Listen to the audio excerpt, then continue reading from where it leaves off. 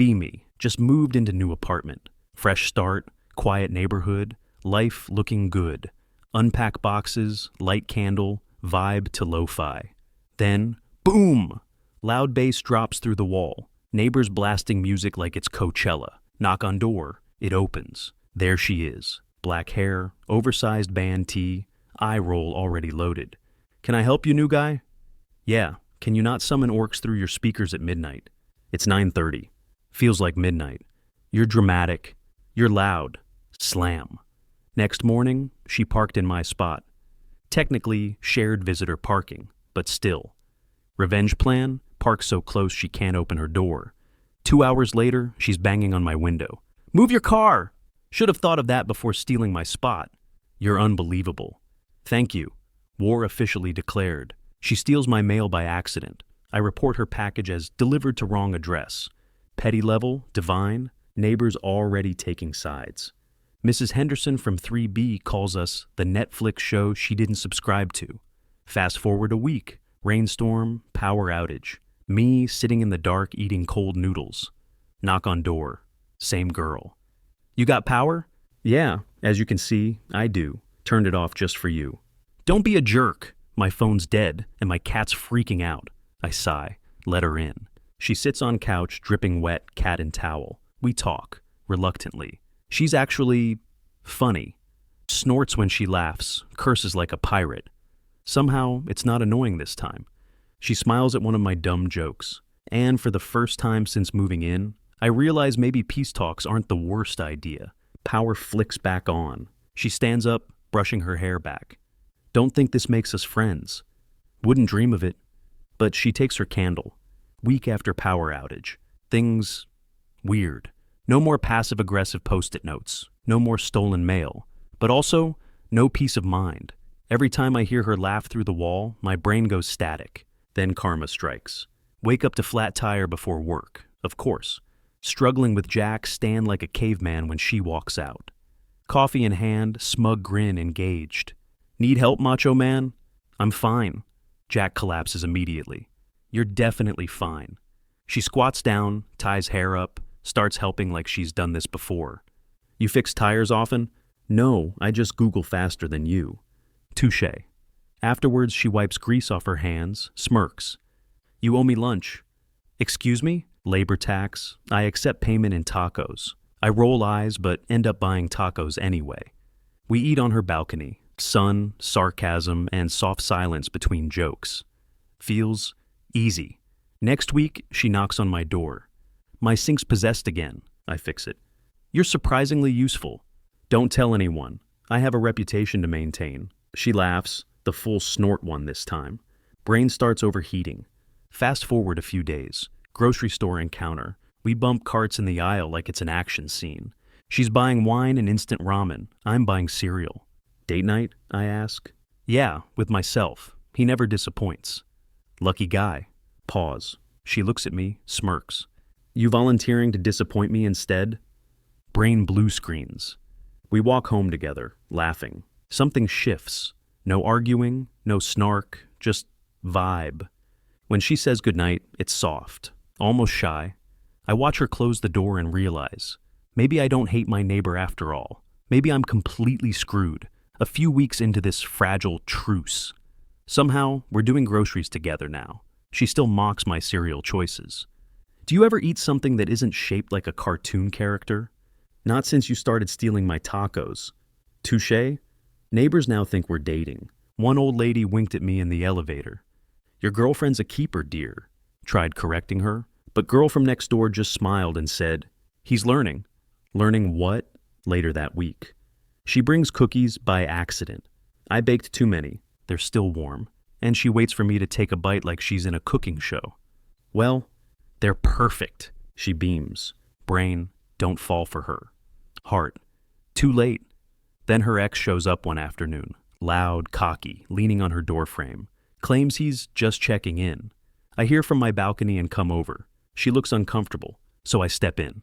She's fine, man. Move along. He scoffs, walks off.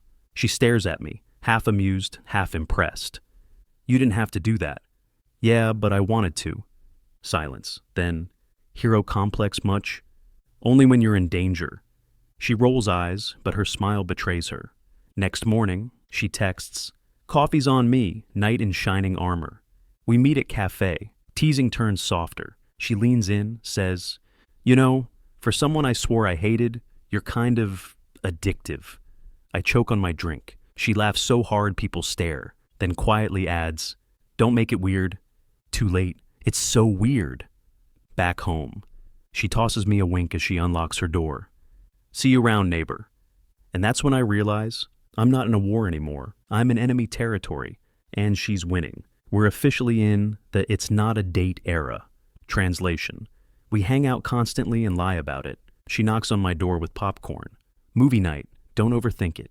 Who said I was? "You always look like you're overthinking." That's just my face. Tragic. Movie starts. We're sitting on opposite ends of the couch. By the halfway mark, we're shoulder to shoulder. By the end, she's asleep against me. I don't move, don't even breathe too loud. Next morning, she pretends nothing happened. "Good movie. You snored through half of it." Then it wasn't good enough. Our friend hangouts keep escalating. Breakfasts become brunches. Grocery runs become inside jokes. People start assuming we're a couple. We keep denying it with less and less conviction. One afternoon, she texts, "Need help building IKEA furniture. Come to me." I show up. 3 hours later, we're both sitting on the floor, surrounded by screws. She's laughing uncontrollably. "You're useless. You're bossy. You love it." Shut up. She suddenly leans closer, quiet now, our faces inches apart. "Why do you look like you're about to run away?" "Because I might," she smirks. "Scared of me?" "Terrified." "Good." And just like that, she kisses my cheek. Short-circuit my entire nervous system. She gets up, grinning. "See you tomorrow, neighbor." Door closes. I sit there, still processing IKEA trauma and emotional damage, and realize, somewhere between arguments and jokes, I fell for her. I keep telling myself, just tell her you like her. As if it's that easy. This is the same woman who once threw my mail at my face. How do you confess to a hurricane? One evening she texts, "Can we talk?" Oh. I go over. She's pacing, nervous, holding a mug like it's a grenade. "So, I think we've been lying to ourselves." "About what?" "About this." "Us?" "Us?" "Yeah, the whole enemies, friends, whatever thing. It's fake." I freeze. She looks me dead in the eyes. "You make me laugh. You piss me off. And I hate that I like you this much." Brain crashes. "Say something," she snaps. "I feel the same." "Good. Because this pretending thing was exhausting." She steps closer. "So what now?" I ask. She smirks. "Now we stop pretending." And before I can say anything else, she kisses me. Months of tension dissolving in one perfect mess of a kiss. We break apart, both breathless. She whispers, "Don't you dare make a joke right now." Wouldn't dream of it. Later, I look over at her asleep on my couch, blanket half on, hair a mess, smile on her face, and realize I've spent months fighting the person who was supposed to be mine all along. A week into being official, everything feels the same. Except now, when we argue, it ends with kissing instead of door slamming. Progress. Jake finds out first. Comes over, sees her on my couch wearing my shirt. Slow grin spreads across his face like a virus. "So, who won the war?" "Shut up." "No, seriously. Should I call the UN? Because this is clearly a peace treaty." She throws a pillow at him. He catches it. "Domestic violence already, I see." I consider moving to another country. One evening we host a movie night. Jake, 2 friends, popcorn everywhere. Midway through, I put my arm around her. Jake fake coughs. "Oh, sorry, didn't realize PDA stood for public domestic argument." She chucks a handful of popcorn at him.